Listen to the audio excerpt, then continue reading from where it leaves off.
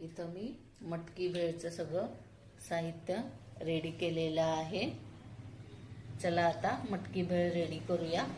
मसाला शेंगदाणा घालायचा आहे पहिल्यांदा, मग वाटाणा, ही बारीक पिवळी शेव, ही आहे चटपटी अशी तिखट डाळ, ही आहे फरसाण, बारीक चिरलेला कांदा, बारीक चिरलेला टोमॅटो,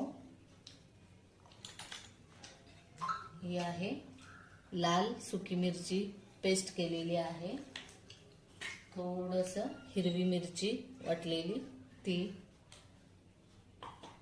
आता हे सगळं मिक्स करून घ्यायचं आहे।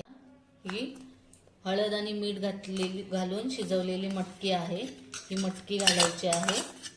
मिक्स करून झालेला आहे। आता ह्याच्यावर बारीक पिवळी शेव घालायची आहे आणि हा लिंबू पिळून घ्यायचा आहे। ही आहे हिरवी मिरची। तर ही रेडी झाली मटकी भेळ।